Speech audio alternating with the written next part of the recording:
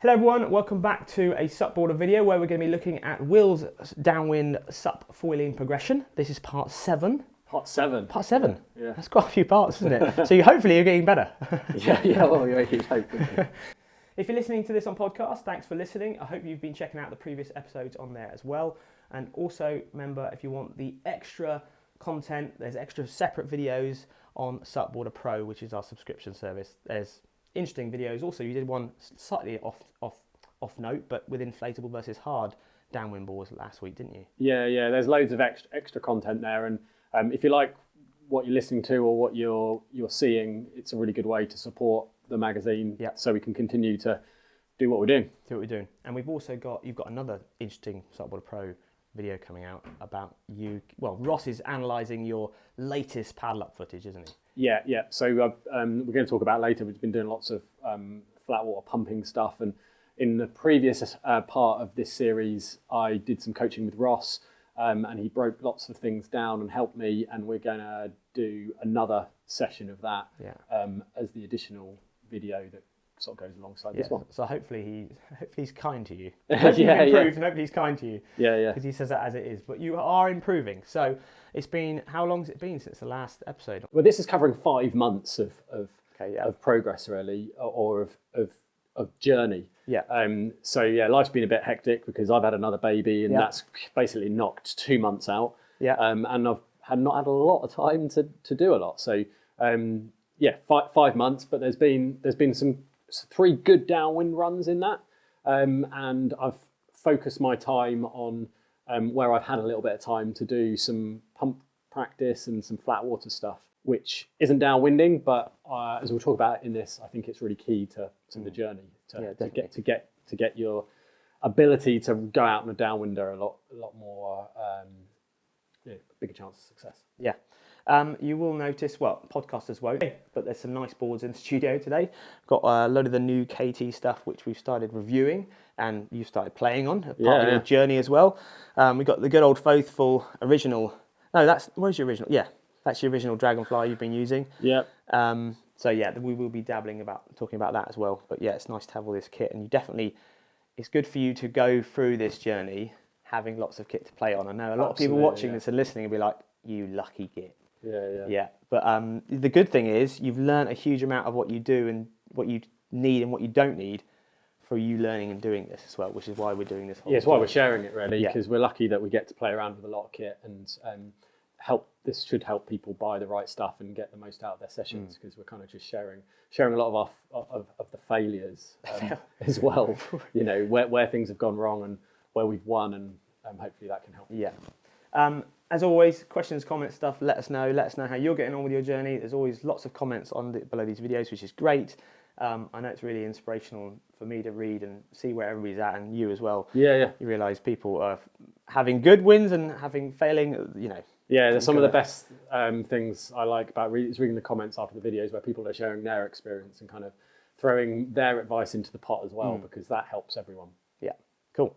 Okay, shall we just get straight into it then? Yeah, so we left off, I'd done the last couple of videos were all around me trying to improve my pump technique. So spent a little bit of time up with Ross in Bude in North Cornwall, just really trying to work on that. And after that, I was super motivated to get out there and do a downwinder to try and put some of that learning into practice. I really felt that it was all about muscle memory and just practice makes perfect with that pumping stuff. So I was kind of realistic that I wasn't going to get it all together at the same time, but keen to get another session. So always looking at the forecast, and in early February, it lined up really nicely for a run that I'd never done before in Falmouth, which is right down in Cornwall, but going up the Carrick Road. It's an estuary run. Okay. So it's Saturday, 6 a.m, it's pitch black outside, but I'm so excited because I'm off to do a SUP foil downwinder. Woohoo! So the big key thing from this run was that there was a lot of discussion about the people who were planning to do it, in WhatsApp groups and stuff, where to go. And I, having spent some time struggling and failing in open water conditions, I was really keen to go on an estuary run, because I think there's still that's hard enough for me. And I think the level that a lot of the people that we're at would benefit from that sort of estuary bay runs type scenario. And the run kind of proved that, and everyone who came on the run had a really good time, and I think came away really happy and felt that made some progress. And I think that was because we didn't make it too hard for ourselves. Okay. And what sort of conditions then? So how windy was it? How far was the run? So I think we had about 20 knots. It started off at the entrance to Carrick Roads, which is the estuary that runs up from Falmouth north. We had a sort of southerly wind, maybe a touch of west in it. Started off, you got some swell coming in, so it was a little bit more challenging. It was a bit more kind of open ocean style conditions at the start. So you got that mixture of bumps. And when I started, I was like, whoa, this is going to be hard. It was also the first downwind session I did on the APF 1675 foil. Okay, that's the Armstrong one here. Yeah, the Armstrong 1675 with the 220 glide tail. So quite a lot going on for a first session. But it's quite nice to jump into the harder stuff at the beginning because you're fresher and energy-wise, isn't it? There's advantages and disadvantages of that, which we've spoken in other videos, haven't we? Yeah. So you went into it fresh. Yeah, and initially it was just kind of, it's actually quite hard to paddle up. But very quickly as you went up that estuary, that swell kind of disappeared and you had really nice wind against tide bumps. So we kind of followed the channel and we timed it so we knew that we'd have good wind against tide.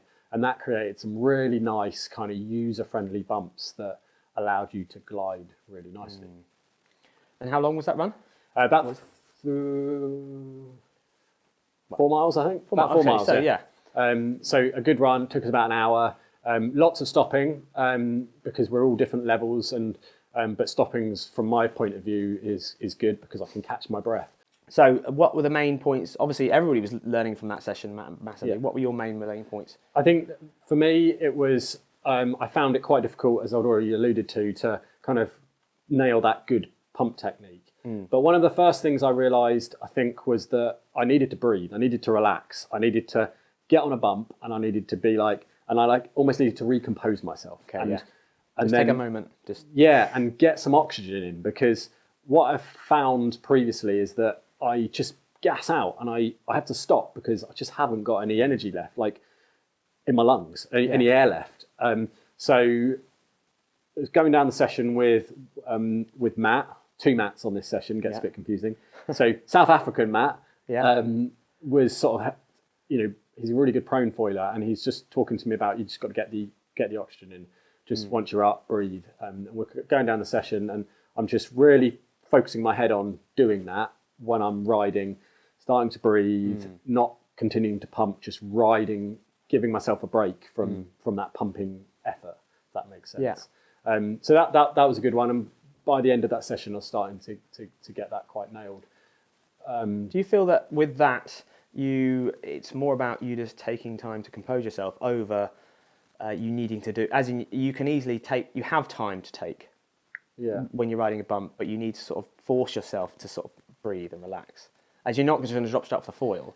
It's just the memory to do it and putting the pieces in line, I think. And you get up, it's all hectic getting up onto the foil, and then you're just like looking, and you just need to be. And I think I'm literally just holding my breath, so I just need to be like, right, okay, cool. And you just need to change gears, and it's just a real mental game. And I quite like that because it's really challenging to try and get that discipline. I think people would talk about, it's like getting in the flow state, getting in the right state to be able to just do it. Because it's really dynamic discipline, really dynamic. You've got to change and think about so many different things. Yeah, and that's I suppose, longer runs with more steady conditions. When you can get up on the foil and you're comfortable on the foil, as in you're not dropping down because of the wind or swell, you can then get in that flow way easier, can't you? Yeah. So maybe big open sea, that's why good quality ocean runs, let's say, easy, they're actually easier to do than the changing, shifting, shorter, bumpier runs, aren't they? Yeah, and that sort of goes on nicely to the next point, which was about how I started to learn to try and stay on these bumps. And it was a really nice setup. You've got a nice steep bump, really easy to get up on, and then nothing too big, so this foil would get be overfoiled on this, you wouldn't get too much speed. But you could actually do some carving around to stay on it. And that was the first kind of session where I really got to carve around and work at staying on the bump. So I'm not just pushing through them and pushing up the back of the next bump. And that was really cool, and there should be some good footage of how I'm starting to do that and learning. So I actually feel like you're probably downwinding. Yeah, but it's hard on such a big foil. But what we all discussed after the session is that this APF is actually pretty good at turning for such a big foil. Yeah.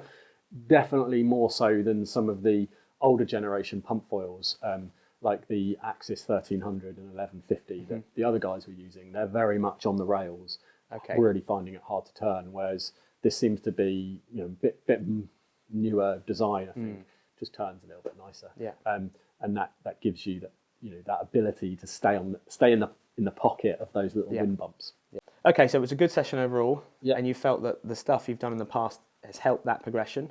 Have you got any distances? I mean, flight time. Did you have some good flight time? Yeah, the watch gave me some good data. So previously to this session, I could probably do like a minute on foil, a couple hundred meters, but I was getting well out, I think 2 minutes, a bit over 2 minutes, 650 meters. So doubling easy. Yeah, I think probably my pumping was still really poor, but I was breathing better, getting some oxygen back in and staying where I needed to, so I didn't have to keep pumping by doing the carving. So yeah, everything started feeling like it was coming together. And I probably felt for the first time that maybe I could think about a smaller foil, because I felt that the big foil was maybe holding me back a little bit because I was having to carve so much and I couldn't be dynamic. And I think smaller foils will allow you to pump through bumps a bit better to catch up with the next bump in front, rather than just because you're sort of doing this a lot and to keep on those slow bumps. So yeah, super positive. Oh, that's good. And also what you just said about then really highlights a lot of stuff that we're very lucky and fortunate about at Supwater, is we generally like to progress at exactly the right level, don't we? What I mean by that is, if we're going out sup surfing or jumping, we've got so much kit that we can go on the exactly right kit for what we need. Yeah. So you'll be thinking about this, as in we'll get another foil. We're very lucky to be able to access to foils, and now you're thinking I'm ready to progress to the foil. I know a lot of people might have already at your level jumped onto that smaller foil, and they might be suffering for it. So what I mean is, we've taken our time. You're taking your time with this. Yeah, I could get a smaller foil, but I'm like, no, I think it feels like I need to just get my head around that. And that's some of the feedback that the other guys, Matt and Matt, gave me on this session, was that they have both kind of probably gone for smaller foils, and they both kind of wanted to go for smaller foils. They had access to smaller foils from their proning to do this session, and I was like, I'm going on my pump foil, boys, because I think it means it's given, and it's not going to be big bumps at the bottom of this. It's just a river. At the start they're going to look bigger, but they're going to get smaller. And they were both really happy at the end of the session that they'd made that decision to go on big foils, because they could see that, I can see how I can get up on foil on paddle. It is possible. I just need to put a little bit more time in on some sup surfing kind of stuff to get a little bit more kind of in tune with what to do with my paddle, how to use my paddle when I'm on foil if I do need to use it. So yeah, I know a lot of people say you've got to go on small foil, but starting out, like I've been doing this for a while now, and I don't know how long am I. How long have you been doing it? I don't know how long I've been doing it, but I'm still on that first foil, and I think I could go down, but it's only just now. And you're a light paddler as well. That's the other thing. Remember, you're a light paddler, so 68 kg or something. So it's just a really important point, I think. Obviously, it varies where you are paddling, different conditions, and like if you're Hood River and all this, it all changes. But generally, make it easy for yourself as long as possible. What was really interesting chatting to the guys as well. One of the Matts, he often will go on a foil drive because it's a bit more of a it's a given, it's going to happen, but. Actually, he wants to do it with a paddle because he sees that as much more rewarding and much more challenging. Full drive kind of makes it easier for you. Yeah, it's like e-bike or mountain bike. It helps it makes it more accessible. But he said he got some nice rides in, and he was like, he's like, I saw the light that this is possible with a paddle, and I don't just need to use a foil drive, and it felt just as good with a paddle as a foil drive, if that makes sense. He just needs to break through that paddle bit, and then he's just doing it by human power, not not motor power, which I think a lot of people like the idea of that. It makes it more challenging, and challenge is good. I like it for the challenge. Yeah, definitely. Okay, great session then. One of the other key learnings was the tide made a massive difference on that. So the channel kind of wiggles up Carrick Roads, and sometimes we came out the channel and it got pretty flat. But where the tide was rushing out, because it rushes out more in that deeper water section, you could rarely notice that you get these much easier bumps to ride. So easy to paddle up, easy to stay on the bumps. And that was South African Matt's big takeaway, really, key to get the tide right. We went when the tide was flowing at its most. So looking at the rule of 12s, we looked at the charts to make sure we knew where we needed to go. And as I say, made some mistakes, didn't get in the right place, and we kind of suffered for it. It's interesting, yeah. Yeah. Tide definitely around Europe is a big issue. Yeah, huge. I know some places around the world it's not so big, but if you can make advantage of it, it can Yeah, make some great bumps. Yeah, and I think it gives you the option to go downwinding in much less wind, which is way more accessible. It happens more, and it's safer. Because if you get wind against tide with a little bit of wind, it's kind of mimicking more tide, and the sea state pops up, so you can get onto bumps. So it does really make downwinding on big foils more accessible if you nail the tide work. Yeah. Okay, so moving away from that session, then we're moving. Oh, when's your next? Well, it was kind appointment of with the wind master. it was actually exactly a month later. Okay. Or 4 weeks later. I was up in Poole at a safety conference, as it happens, for paddleboarding, and after it was a really windy day, and I was there with Marie Buchanan, who is a really solid paddler, multiple world champion, SUP racing, and she's just got into downwind SUP foiling, and we were kind of like, I reckon we can do one after work, just before dark, and yeah, we did it. We did a 2.5 mile across Poole Harbor. Okay, cool. Which is a really sort of, it's a bay run. So not really a tide issue on there. It's just wind. We had to make sure there's enough water, because on a spring tide it gets too shallow.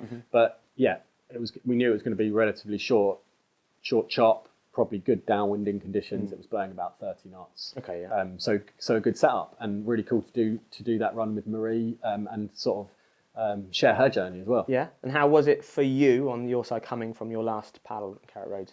Yeah, it was good. So I knew that I needed to work on my pumping, as I'd already talked about, because we shared some footage with Ross from that Carrick Road session. He said, he highlighted to me, you've forgotten about your pumping. So in my head, I was like, I'm going to do some pumping. I knew I could really work harder on the carving. So yeah, I kind of just had a good session. It was 35 minutes. I did lots of time on foil, some really long runs. It was a little bit windier, so there was moments where I was getting overfoiled on this. Okay, so same setup of foil. Exactly the same setup. This board, the KT 100 litre, 7 foot, and the 1675 Armstrong 220 tail. And yeah, just because it was 30 knots rather than 20 knots, the bumps were a bit bigger, and sometimes when they're a bit bigger, you kind of just don't have the time, or I don't have the time to control that big lifty foil when you're accelerating. But yeah, just working on the carving and stuff, and had a good few breaks where me and Marie were kind of talking about technique and what we needed to do, and bits and pieces. So it was her first sort of A to B downwind foil run. Oh, cool. She's just been doing lots of paddling upwind and downwind. Yeah. Sounds really hard. But she's a very good paddler, very strong paddler, as you said. So you managed to stay sort of together in that session. So you can, That's quite nice with two of you. You can sort of a big group. You end up spreading apart with a couple of you. That's good. Yeah. And she got a lot out of it then just... Yeah, I think Marie realised that she needed to work a little bit more on foot placement, which is what we talked a lot about with Ross, with my technique. Making sure that once she's up on foil, she doesn't just think about the paddle, she thinks about the pumping and the carving, rather than just, she's sort of very much in the mindset of paddling, because she's a paddling racer. So she's up on foil, paddling hard. Yeah. And she just needs to then let the energy do its thing and change the technique. But, I think she loved it. She's super keen to get more women downwinding and show that it's really accessible discipline for that. And it was an accessible session. We did it after work. We had an hour of light, and we did it. It was a 15-minute car drop off.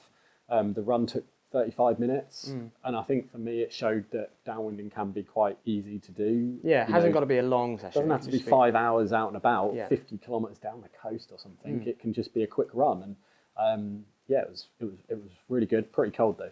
Was it? Oh, Yeah, southeasterly wind, I think.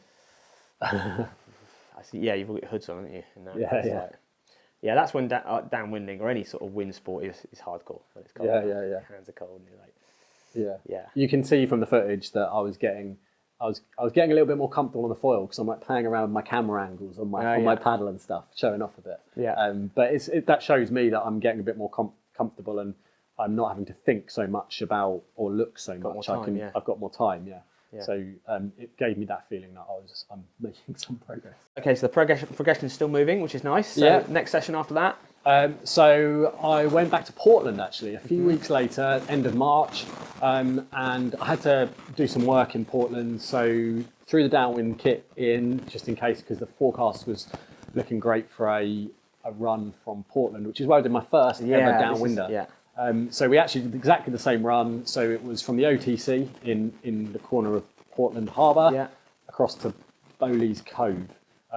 So I think about a 5 mile run. It was blowing like 30, gusting 40 plus knots. Okay. So it was seriously windy that day. And was joined by Alex from National UK, Logan from 109 Watersports, and Callum, who used to own 109 Watersports. Okay, yeah. And they're all really keen on the run. That a lot. Yeah, they do it a lot. Super windy, and it's they love doing a windy downwinder. But it was kind of a tricky session for me. I found it pretty hard. So kit-wise, before we get into that, the same kit. So the big Armstrong foil, which I knew was going to be a little bit of a monster and hard, but I didn't have anything else. The KT 7 foot by 1900 litre. So same setup, and I actually found the run really quite tough because the wind was almost like blowing. You couldn't stand on the board because the wind was blowing your paddle, which is blowing you off. Made it really, really hard and challenging. And by the time you got out into the bay from the harbour, you're getting some pretty big lumps, which I just couldn't control the foil. I just didn't have enough size and weight and speed to keep that foil down. So some big crashes, So the opposite. So getting up on foil, no problem at all. Well, everything was harder. The wind just made everything harder because getting up on foil, it was hard to stand up and then put the power down. So I think there's this sweet spot. As in stand up. Just standing up was hard because it's 40 knots this is really sheltered water. Yeah. So but it's still pretty rough, and because it's that wind, it gets pretty confused. Yes. So it's short, sharp. It's not a big laid out period. It's like really close. Yeah. Yeah. So one of those sessions that sort of gave me the smackdown a little bit. Yeah. Okay. But I sort of made this decision that this is where I do need a smaller foil now because I need something to be able to go out in those conditions and be a little bit more in control. But certainly gave me that feeling again that you can be on a wider board when the conditions are right. If it's super windy, super choppy, getting on foil isn't the big issue. You need a little bit more stability. So a wider board would be good. And those guys were all on really wide boards. Yeah. I think they were on 25, 26s. Yeah. And they were way in front of me. Okay. What foil were they on? Smaller foils though? Bigger, wider boards, smaller foils. So they all went with quite big foils actually. Okay. I think Callum was on a 7Cs, maybe a 1300, so he was the smallest. But the other guys were on quite big foils, and everyone said, "Oh, we should have gone smaller on the foils." I think everyone struggled, but yeah, good to learn from. Good learning. Okay. So just a real bit of a smackdown, but learnt from it and took away that, you're probably ready for those smaller foils in higher winds. Yeah. Okay, so you said it's sheltered, but it's still open water, isn't it? It's out in the sea. It's not like in the middle of the channel, but it is. Yeah. Half the run's within Poole Harbor, which is a really big harbour, and half of it's in Weymouth Bay, which is the sea. Yeah. So super windy conditions, obviously, that's going to present problems on the foil, like you said, but obviously logistics, like you've got to stay together in that sort of event. What other stuff did you do, just safety-wise, talking about that? Because we've touched on that in previous videos, because those sort of paddles, you need to be a bit more on it with the safety, don't you, generally, than a river paddle or an estuary paddle. Yeah, so the general plan for that type of session is that everyone shoots off, does their own thing, keeps an eye on each other. But the halfway point is kind of the harbour wall at Portland. So the people who are in front stop, tuck behind the wall, which is nice and safe, and you wait until the other people come, because that's your exit point, your first exit point. If you don't want to head across the bay, you can paddle up the wall. So the guys waited there because I was a little bit behind, but also we're making the call to the Coast Guard and using SafeTracks app, which is what everyone's telling us we should be doing. So taking the precautions to highlight that we're out there. This is when we're going to be back, and we're going to call you as well on our return, which is what we did. Yeah, and all that was everything was fine then. Not exactly. So unfortunately, the lifeboat got called for us. Oh, and this is a really interesting point because obviously we were all fine. It's tricky conditions, so all of us are falling off a little bit and having a bit of a mare, getting some rides, falling in, like waiting, sitting, catching our breath, all that sort of stuff. But the Coast Guard got a call from a dog walker who could see us out to sea. And you're probably about what, half a mile out or something across the bay. It's not like down the. It's not hugely, half a mile maybe, not but not in, that far in a offshore. 30 to 40 knots winds. Yeah, I mean the public are going to be super vigilant about. Oh, there's someone out paddleboarding. Oh, that's a bit. Yeah, that's the problem. Is somebody out paddleboarding. Yeah, you are paddleboarding, but you're different level of Okay. So as we came in, we about 15 minutes actually after we got in, as we were driving back, we could see the lifeboat leaving its berth. So it was just about to head out, even though we were already in. Right. So there'd been a bit of a time delay, but these things happen. So we called up the Coast Guard and said, I think we can see the lifeboat's going out. Is that for us? They said, yeah, we believe it's for a paddleboarder that a dog walker has called in. Right. And so we said, but we're in. So, well, they have to go out anyway because they're duty bound to do so. So, and this is the really tricky bit. We had a long conversation with the Coast Guard after about, is there anything we can do better? Is there, and they're like, no, you're doing everything right. You're telling us what you're doing. You're using the SafeTracks app. But unfortunately, if someone calls it in, we are duty bound to go and investigate it because it might not have been you. It might have been somebody else. Very true. That's very true. And that's the problem. And then we get on to what we're wearing and how visible we are. So I know James Casey has talked about this in some of his videos and podcasts about being hard to see, so you don't raise the alarm. If you know that you're looking after each other and the Coast Guard has kind of got not an eye on you, but there's a route to raise the alarm should you not get back, because SafeTracks will get in touch for your emergency contact. I go out always wearing high vis because I want to be seen. I'm using a life jacket or PFD, sorry. Yeah. And everyone else wasn't. They were just black because they don't want to raise. They don't want to become visible. And I think it was probably me who someone saw. So it raises this really tricky thing about, should I try and be invisible or should I try and be seen? I don't know. Yeah, that's a really tricky one, isn't it? Because I don't want to be causing trouble for anybody or putting anybody else at risk, costing money, getting a lifeboat out there, all that stuff. But I think because downwinding is such a new thing, people don't expect someone to be out there in 40 knots and it looks a bit dangerous. But, 15 years ago when paddleboarding started, Alex, who I was doing this run with, told me that on a perfectly glassy summer's evening, he paddled straight across Poole Harbor, this big expanse of very sheltered water, and the lifeboat came out for him because they're like, what on earth are you doing? Because no one knew what paddleboarding was then, and I don't think the general public has any idea what downwind foiling is at the moment. So I think these things are going to happen. They're going to happen. I'm thinking about it now. I think the Viz idea is still the best idea. Because if there was 5 of you out there with a Viz, they could physically see something. Yeah. Yes, they might still call it out, but next time, and other people see it, and they just get slowly used to seeing it. So if you carry on stealthing it, I can see the advantages of it. But again, it just prolongs the agony of the fact that people need to know that this isn't a sport and this is what you're doing. Yeah.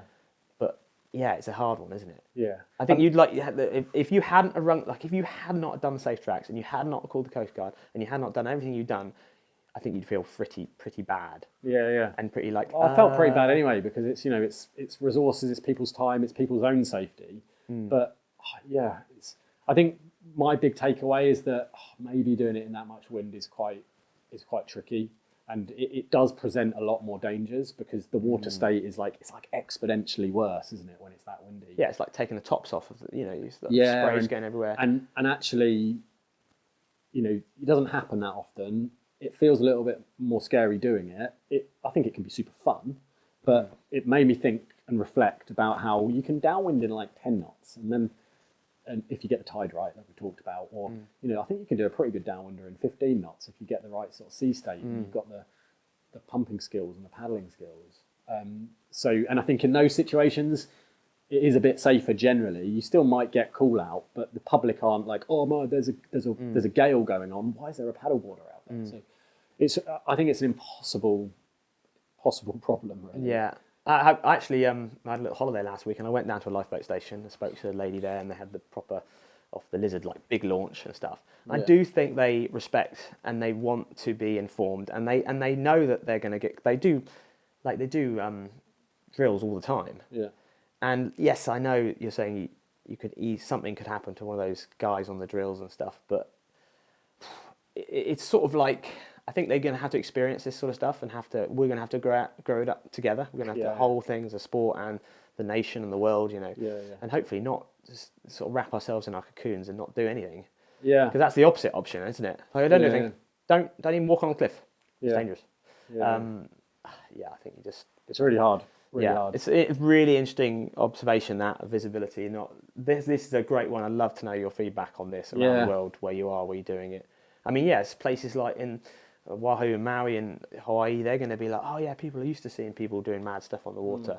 Well, in Europe, they're getting there, but it's taking a lot longer, isn't it? Yeah, but not every country has a sort of... we have a very good rescue... Really good, ocean rescue service. Yeah.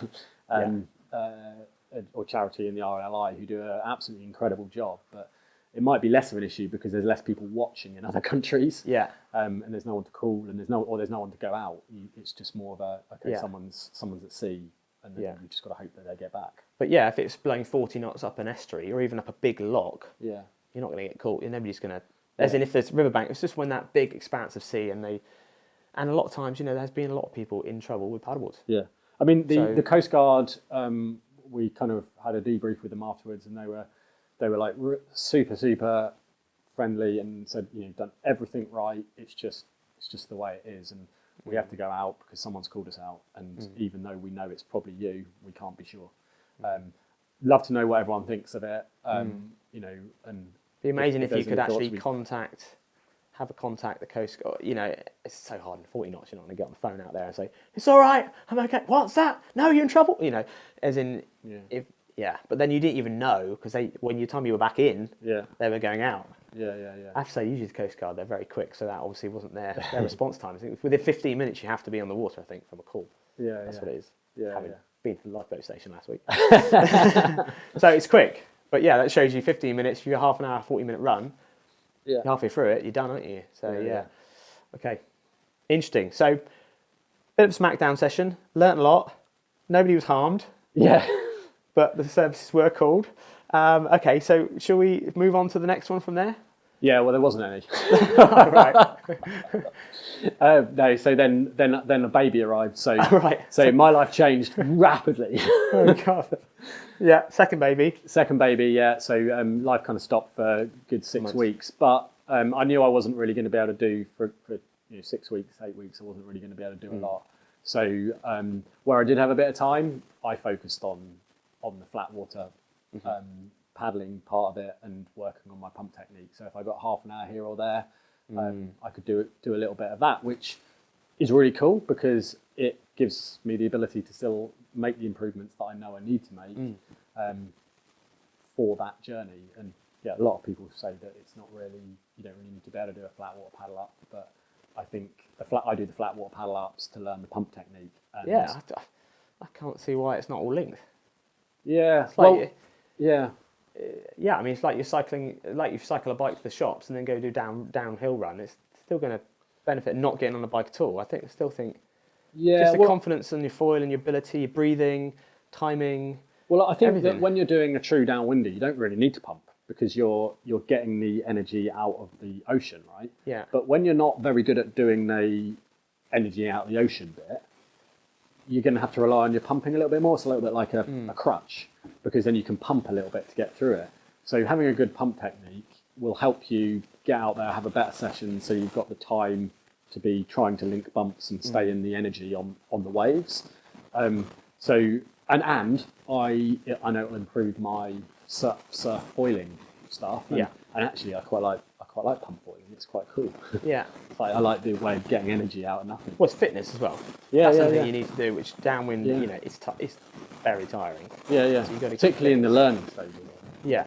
I mean, I think if you're lucky enough to be living where there's perfect downwind conditions, sort of imagine Hood River's like it, where it's just swell going down, there's no side chop, it's just... saying that, I know there's side chop off the riverbanks and stuff, but, if you're in those places, then, but I think fitness is a massive one, and just being confident, standing and foiling all of the time, and being able to react, I'm actually trimming a bit too far forward, or need to get further forward, or need to move my feet to do a bit pumping. Yeah.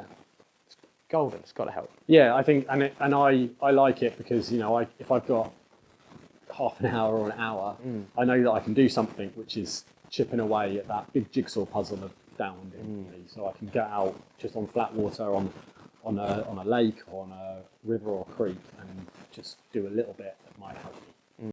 Okay, so now you're more in the newer times, the more recent times. I know that we've been playing around with these new KT boards, and I've been filming you. I've been putting you out in the water to film various other things, accessory reviews, clothing stuff, and I've got a lot of footage of you lately, haven't I?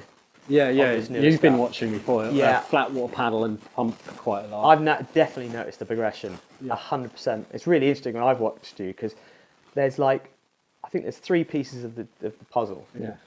And during one pump downwind, pump run, you'll have every single piece, and they'll slightly cross over to being aligned. And you get this golden moment. A golden moment of 4 seconds of wow, it's Kai Lenny. Oh no, it's Will Rogers again. And it's sort of... I'm high on the mast, I'm going nice and fast, my arms aren't looking like monkey arms. Yes. Monkey's boy's back again. Oh no, it's perfect. Yeah, and that's a big thing, actually. And it's just bringing those things together and changing gears, and the more I do it, I think the closer I'm getting to it. And I notice that when I go through a session, if I get tired, it doesn't all come together very well. Yeah. And and we also had the inflatable starboard, which was really interesting. So make sure you check out that, where we compare hardboard to inflatable. Yeah, and the review, obviously. And the review. So one's on Pro and one's on the YouTube channel. But we went out in sort of very basic downwind conditions, estuary downwind conditions, bit of wind against tide, nothing, far from perfect conditions, but you could catch a bump. And again, I realised that when you go out in those bumps, it's really hard to bring the good pump technique to it. So it's hard. It is really, really hard to pull all these things together. But you don't have to be downwinding to progress. You can be going out on the flat water to progress, I think. And obviously, some limitations for people will be foil gear. They might not have a pump foil that gets them up or something, but I genuinely think if you're learning to downwind, you should be starting on a pump foil. Yeah, that's what we said. I'm 6-8 months into my journey, and I'm only really just feeling that now that is too much, and I will keep that, because that will give me the ability to downwind in more conditions and keep going out on a pump foil. Yeah. So I'll drop down to probably an 1180 Armstrong HA. Okay. But keep that. And I know other people who do exactly the same. Yeah. Okay, so you've got the elements now. I've physically seen it of it all coming together. Yeah. It all coming together. Got a lot of good footage. Yeah. As I said at the beginning of the video, we're going to fire that off to Ross as well. So he's going to give you the smackdown on what you're doing. Well, not the smackdown. He'll let you know what you're doing and where you're going wrong. Yeah, I think me and Ross are going to just have a chat on a call. We're going to record it, and we're going to look at the elements of the technique and break it down. That would be good. And that's the one that's going to go on Pro. That's going to go on Pro, yeah. So that should be out at the same time as this video, roughly. And we'll give you some extra juice on what's going on. But I think some of the key points out of that, those flat water sessions that I've learned, is leading on from where Ross was helping me on the canal when we started doing toe-ups. Yeah. Having speed before you start the pump is key. Yes. And I think you can apply that really well to a real downwinding as well. Make sure you've got the speed before you stop your paddling. Yeah. So because that's what the toe does, right? I've noticed that with when you paddled up last time. So now I work It's really that's hard. the first stage, and also the height. Yeah. You come in, you paddle up, you get the height, and it's almost like second gear. Yeah. Reset. Start. Yeah. And then it's just the key thing for me is transitioning from that pump to a very different like motion. Yeah, because that's when either Monkey Boy can come in, or efficient pumper can come in. Yeah. And that's the other thing as well. I've noticed now, because about three video blogs ago, we were chatting about dropping the paddle, using the paddle as a pump or not using the paddle as a pump. And I've always been like, I like to use it as a pump. And you were like, okay, I drop it, don't use it as a pump. And I've seen a couple of those sessions where I'm like, okay, I can see that now. You've changed how you hold your paddle now. Yeah. So I still think the paddle can be used now and again, digging yourself out a hole and stuff. But again, it's a transition to a different body movement again, and just getting those things. Yeah, I need to spend more time on a trampoline, or on the so water. Many things to think about. You've got so much dynamic movement. It's unbelievable. It's so dynamic. That's why it's interesting, because there's, I don't have a lot of time at the moment, but I am still progressing through the journey, and. But I'm trying to think, well, I can't go downwinding because I haven't got time or there's no wind, but I can still work on that piece of the puzzle, and which is fine. And it's, for me, we live near surf spots, but I feel I get more of a guaranteed progression by focusing on the downwinding, because the surf might not be what I expect. With the pumping, with the paddling up the flat. Yeah. It's just really accessible. Yeah, and that's a lot of people have got access to that. It does require a better level of fitness, but then the more you do it, the better you get and the fitter you are. Naturally, you become fitter, and then when you're ready for downwinding, you're just going to be fitter and more relaxed, I think. In that state. Yeah, I think it's been really interesting as well, talking to people out in the community about downwinding and who's getting into it, who's dropping out of it, and things like that. And actually, I think when you live near a surf spot and you've got that on your doorstep, I think that those people are the people that are dropping out of downwinding, because they can get their fix from surfing, right?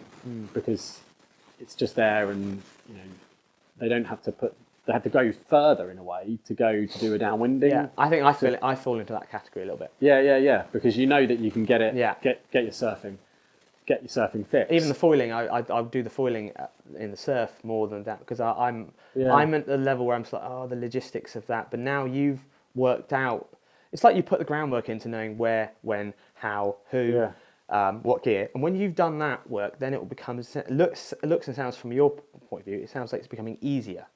It's almost like you've just got to get a network around you, and then suddenly my phone starts pinging because I don't have to look, someone else is looking for the downwind, and I'm like, oh cool. And so someone else, because you're in that network, someone's doing the groundwork, that's doing, more people are looking for what you want. So that's the community side of downwinding, I think, is so key to it. But thinking, and that's the opposite of surfing, isn't it? Yeah. Because no one wants to share. Yeah. Absolutely, no one wants to share. You've got to be there to get all those sessions. But I think what gets me quite excited about what we're talking about, how the people who are dropping out of it, because it's kind of, you can get your buzz from surfing. It's simple, but I think downwinding has got a lot more mass market appeal than maybe a lot of people give it credit for, because I think it's something that you can do, which is that real kind of amazing thing of harnessing power from the ocean and the wind. But you don't need to live anywhere near a surf spot. And I think actually it's easier to do it when you don't live near a surf spot, because you're not going to get distracted by the surf. And you probably, for getting into it, you've got far better conditions. If you're at a coastline that has surf and swell coming into it, I think it definitely cuts down the spots and the ability to go downwinding. Most of my downwinding the majority of my downwinding has been not around here. It's been going in an estuary, away from any swell, or going up the coast east to get away from that ground swell. They've got better spots. So if you don't live near a surf spot and that frustrates you, get into downwinding, because look at some of the footage of what people are doing downwinding now. They are surfing bumps. It's incredible, like ripping around. Yeah, this goes exactly up the Hood River, isn't it? Yeah. So like if you live up near some long lakes, rivers and locks, Yeah. I can see that just being like, that is the go-to. Yeah, just ripping around. And I was with Aidan Nicholas, who came down to us last year, and he was showing me some of the clips that he's seen recently. These guys are surfing, and we talked about how when you go to your surf session, you might sit in the car for an hour, 45 minutes, whatever. A lot of people have to drive to the surf, right? Yeah. And then how long do you actually surf for when you're in the water? Oh, in seconds? Actually, yeah, seconds. Oh, probably. let's put SUP surfing in, which is even more than surfing, isn't it? Yeah, you're talking what, five minutes maybe at the most? Yeah. And that's a lot of waves. Yeah. SUP surfing. But if you when you're downwinding, when you've got downwinding, you are surfing for the whole session. So even though you might spend an hour driving back, you've done an hour of surfing to get there. And I was like, whoa, that's quite interesting. It's like making me think differently, but because a lot of people say, oh, this is the fact of all the logistics, like you say that sometimes. Yeah. But actually, when you're out there, once you've nailed it, you can be riding the energy in the wave for that whole time, because that's the goal, isn't it? So surfing for hours at a time. Yeah. Think about it. I am thinking about it. So yeah, it's just interesting, and how people, where people's heads at, who's giving up, who's not. Yeah. For me personally, like I think a lot of people in the community have dropped out of it because of the foil drives. Yeah. And I've got nothing against foil drives. It's amazing how we always take the easy route, isn't it? Well, yeah, slap 5k down on a foil drive, and Well, you don't have to learn to paddle, really, do you? It's expensive, but yeah. And they're good, aren't they? I mean, they are good, yeah. But for me, I like the challenge of doing it with a paddle. I think that if I could already downwind, well, I wouldn't be entertained, I think. Yeah, that's true. Yeah, I think it's people can choose to do what they want, but I don't think doing it with a paddle is something that is super hard. You've just got to put a little bit of time in, do that paddling, and have that mindset. Oh, well, okay, exciting stuff. So what are we going to be looking for? So people are going to be looking for the SUP Water Pro video with you and Ross. Yep. Going into that. Next session, obviously, we're going to be doing more. Are you going to be shopping foils, I take it, soon? Yeah, shopping for foils. So they'll probably be... I'm going to be, I'm going shopping, and then I'm looking out for downwind sessions, particularly because we've got all these downwind boards, which are super exciting, because now we've not just got a downwind board, we've got a range within a brand of 3/4 downwind boards. That's really interesting.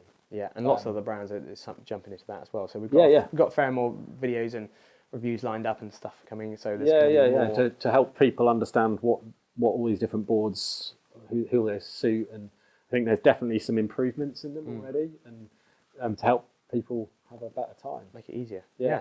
And I think also worth shouting about this KT Super K. Okay, yeah. Because that's basically designed as it's a winging board. But I used it on a wing downwinder, and I think it's the type of board that's going to really help people get into downwinding through winging. So it's narrower, it's shorter than the traditional downwind board, but it's kind of the same design DNA, and it gives you the same feeling of riding a true downwind board. And I think, the more downwinding people do with winging or upwind downwind, the more of the foundation skills they'll have to go for a true downwinder. It's going to be exciting when all these boards start coming up with the crossbreeds and the crossovers and because winging went crazy short, and I didn't really like those short boards. I found them horrible to ride. Great when you're up and riding, but nasty to get up on riding, and they're too small. And these are a real pleasure to ride. And it's going to be the same with the SUP surfing, isn't it? SUP for foiling. Yeah, that's not. It's designed as a wing board, the KT Super K, but I think that's going to be a great SUP surfboard. Can't wait to get out on that. Yeah, so that's going to be interesting. We're going to do a lot more of that. Obviously, we're coming more into summer, so there's going to be less windy stuff. So obviously, you're going to be scratching around looking for probably better conditions that are in better places that are in less wind. Probably just focusing, probably doing more sessions on the 16.75, or when the wind is up 20 knots plus. I think 1180. That will give me, I think, a little bit more range and the ability to be a bit more dynamic with the style. So I think this sort of, you can't pump it through those bumps, whereas the 1180, I'll be able to get a bit more speed to pump through bumps, catch it, accelerate through. Yeah, so that'll be a good. So maybe we'll have a catch up after a few sessions with the new foil and see how you're finding it, and the transition from the big one to the smaller one, because that's the real question that everybody's going to be asking, aren't they? Yeah. Because you've got to put the money down, obviously. How easy is it to do that? Absolutely. Okay, so remember everyone, there's some really interesting videos out there. The Starboard Ace Air foil board review is on YouTube. Yep. Go watch that. Also, there's a first look on there with Will's looking at it. He hasn't got a clue what he's looking at. He's sort of going through it. That's quite funny. On Pro, there's the review, or there's not the review, but there's the look where Will goes into the inflatable versus composite downwind board. That's the KT. Really interesting. That's video. very, very interesting. So because the inflatables are good. Yeah. Yeah, they are good. There's not like there is a compromise, but it's not as a big compromise as we originally thought. Yeah, and we also talk about carbon versus aluminium foils in that as well. And reflect on the differences and how it can feel. And there's loads of stuff actually. If you're interested in that, it's not duotone, it's Fanatic back then.